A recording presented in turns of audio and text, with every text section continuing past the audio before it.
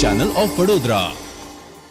સંજેલી તાલુકાના સરોરી ખાતે પંચાયત અને કૃષિ મંત્રી બચુભાઈ ખાબડ તેમજ સાંસદ જશવંતસિંહ ભાભોરના હસ્તે પ્રાથમિક આરોગ્ય કેન્દ્રનું ભૂમિપૂજન કરવામાં આવ્યું।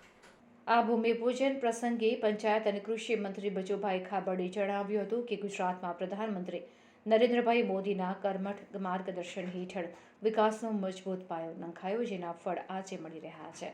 ગુજરાત એક એવું રાજ્ય છે જ્યાં દરેક ક્ષેત્રે હરેક માટે વિકાસનું શ્રેષ્ઠ આયોજન થાય છે।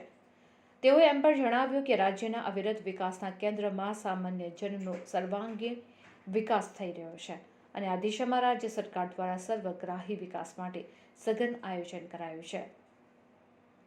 ગ્રામ્ય સ્તરે પણ મલ્ટી સ્પેશિયાલિટી હોસ્પિટલ નિર્માણ પામી છે। તેનું કારણ એ છે કે રાજ્ય સરકાર દ્વારા ગામડા સુધી રસ્તા, વીજળી, પાણીથી માંડીને તમામ સુવિધા પૂરી પાડવામાં આવી રહી છે।